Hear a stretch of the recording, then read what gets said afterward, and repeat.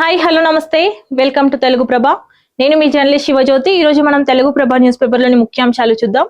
ఇక్కడ చూసుకుంటే ఆదివారం మార్చి 8వ తేదీన చాలా ఘనంగా అంతర్జాతీయ మహిళా దినోత్సవ వేడుకలు చాలా ఘనంగా జరిగాయి. ఈ నేపథ్యంలో మహిళలకు అవకాశాలు ఇస్తేనే సామర్థ్యం వెలుగులోకి వస్తుంది అంటూ కూడా అంతర్జాతీయ మహిళా దినోత్సవ సభలో సీఎం రేవంత్ రెడ్డి పాల్గొని అందులో భాగంగా మాట్లాడారు. వారి ఆర్థిక శక్తి పెరిగితేనే $1 ట్రిలియన్ ఎకానమీ సాధ్యమవుతుంది అంటూ కూడా తను పేర్కొన్నారు. కీలక పదవుల్లో మహిళలను నియమించామంటూ కాలేజీ విద్యార్థినులకు త్వరలో ఈవీ స్కూటీలు అందిస్తామంటూ కూడా తను తెలిపారు. 50 మీటర్ల బఫర్ జోన్ లోని కట్టడాలకు జీరో వాల్యూ అంటూ ఈ నెల 13న మూసి రివర్ ఫ్రంట్ పై పవర్ పాయింట్ ప్రజెంటేషన్ ఏర్పాటు చేస్తామంటూ సోషల్ మీడియా తప్పుడు ప్రసారాలపై ఫిర్యాదు వేదికను కూడా ఏర్పాటు చేస్తామంటూ తను తెలిపారు. 2500 డీజిల్ ఆర్టీసీ బస్సులు జిల్లాలకు తరలించనున్నారంటూ కూడా తను స్పష్టం చేశారు. వాటి స్థానంలో హైదరాబాద్ లో ఎలక్ట్రిక్ బస్సులు రానున్నాయంటూ ఫీల్డ్ డెస్క్ జర్నలిస్టులకు ఒకే న్యాయం అంటూ ఇళ్ల స్థలాలపై త్వరలో గుడ్ న్యూస్ అందిస్తామంటూ తను తెలిపారు. సోనియా గాంధీ ఉక్కు మహిళ అంటూ ఆమెతోనే తెలంగాణ రాష్ట్రం సాధ్యమైంది అంటూ కూడా తను పేర్కొన్నారు. ఇక్కడ చూసుకుంటే చారిత్రక భవనంలో శాసన మండలి 30 కోట్లతో పాత అసెంబ్లీ భవనానికి ఆధునిక రూపు ప్రారంభించిన ముఖ్యమంత్రి రేవంత్ రెడ్డి 16 నుంచి కొత్త భవనంలోనే మండలి బడ్జెట్ సమావేశాలు స్టార్ట్ కానున్నాయి. ఇక్కడ అంతర్జాతీయ క్రీడా కేంద్రంగా హైదరాబాద్ అంటూ కూడా తెలుస్తుంది. మహిళల hockey world cup qualifiers tourney ప్రారంభించారు. లాంఛనంగా ప్రారంభించిన సీఎం రేవంత్ రెడ్డి మహిళలకు ప్రాధాన్యం ఇచ్చేదే అభివృద్ధి చెందిన సమాజం అంటూ ఇక్కడ మంత్రి రాజనరసింహ పేర్కొన్నారు. పిహెచ్సిలో బీపీ షుగర్ లాంటి 30 రకాల కీలక పరీక్షలు చేయనున్నారు. డ్వాక్రా మహిళలకు హెల్త్ ప్రొఫైలింగ్ 4 లక్షల మందికి ఉచితంగా హెచ్పివి వ్యాక్సినేషన్ ఇచ్చినట్టు వైద్యారోగ్య శాఖ మంత్రి దామోదర రాజనరసింహ పేర్కొన్నారు. ఇక్కడ మహిళలే సమాజానికి మూలాధారం అంటూ కూడా మన మంత్రి సీతక్క పేర్కొన్నారు. హెచ్పివి వ్యాక్సినేషన్ ప్రారంభం, working women's hostel online portal ఆవిష్కరణ కూడా జరిగింది. ఇక్కడ చూసుకుంటే డిగ్రీ పీజీ కోర్సుల్లో క్రెడిట్ విధానం వచ్చే విద్యా సంవత్సరం నుంచే అమలు. 3 ఏళ్ల డిగ్రీకి 120, 4 ఏళ్ల ఆన్సర్స్ కు 160 క్రెడిట్ పాయింట్లు రానున్నాయి. పీజీకి కనీసం 80 క్రెడిట్లు. యూజీ కోర్సుల్లో మైనర్ డిగ్రీలకు అవకాశం కల్పించనున్నారు. మధ్యలో చదువు ఆపినా మళ్ళీ కొనసాగించే ఛాన్స్ కూడా ఉన్నట్టు తెలుస్తుంది. ఇక్కడ చూసుకుంటే మహిళలు శక్తి స్వరూపాలు అంటూ కూడా కేంద్ర మంత్రి బండి సంజయ్ పేర్కొన్నారు.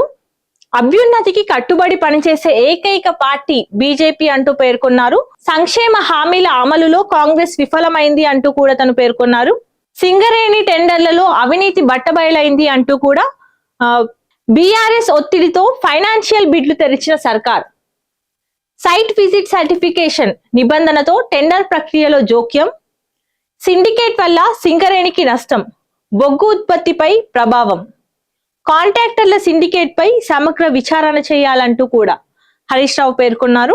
ఇక్కడ చూసుకుంటే కరుగుతున్న కాశ్మీరం, తగ్గిన హిమపాతం, పెరిగిన ఉష్ణోగ్రతలు ఆందోళన కలిగిస్తున్న విపరీత మార్పులు. గుల్మార్గ్ లో వింటర్ గేమ్స్ కు కష్టకాలం, కృత్రిమ మంచు అవసరమన్న ఆ రాష్ట్ర సీఎం, ముందే పుష్పిస్తున్న బాదం సాగుకు తిప్పలే.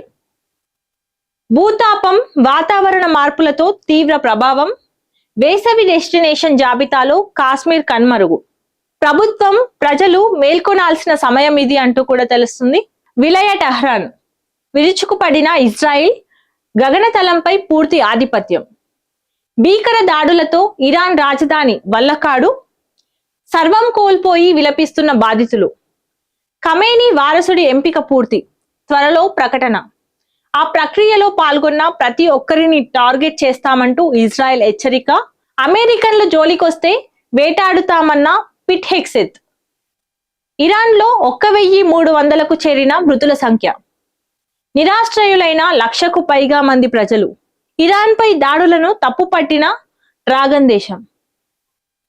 ఇక్కడ చూసుకుంటే T20 ప్రపంచ కప్ విజేతగా భారత్ నిలిచింది. సో ఫైనల్లో 96 రన్స్ తేడాతో ఘన విజయం సాధించింది. సంజు శాంసన్ వరుసగా 3వ హాఫ్ సెంచరీ కొట్టారు. నాకౌట్ లో అభిషేక్ దే ఫాస్టెస్ట్ 50. బౌలింగ్ లో అదరగొట్టిన బూమ్రా. అహ్మద్ లో రికార్డుల వర్షం.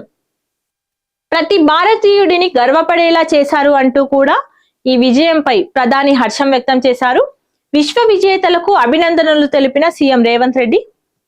ఇక్కడ చూసుకుంటే భారత క్రికెట్ చరిత్రలో మరో సువర్ణ అధ్యాయం లిఖించబడింది. ఉత్కంఠభరితంగా సాగిన T20 ప్రపంచ కప్ 2026 ఫైనల్ పోరులో defending champion team India record స్థాయి విజయాన్ని అందుకుంది. ఆదివారం నరేంద్ర మోదీ స్టేడియంలో జరిగిన ఫైనల్లో న్యూజిలాండ్ ను 96 పరుగుల భారీ తేడాతో మట్టి కరిపించి భారత్ విశ్వ విజేతగా నిలిచింది. ఈ గెలుపుతో టీమిండియా మూడోసారి T20 ప్రపంచ కప్ ట్రోఫీని ముద్దాడి ఈ ఘనత సాధించిన ప్రపంచంలోని మొట్టమొదటి జట్టుగా చరిత్ర సృష్టించింది. ఇప్పటి వరకు ఏ జట్టు కూడా 3 సార్లు ఈ టైటిల్ ను గెలుచుకోలేకపోవడం విశేషం. సో ఇవండి ఈరోజు తెలుగు ప్రభ న్యూస్ పేపర్ లోని ముఖ్యాంశాలు. మరిన్ని అప్డేట్స్ కోసం చూస్తూనే ఉండండి తెలుగు ప్రభ.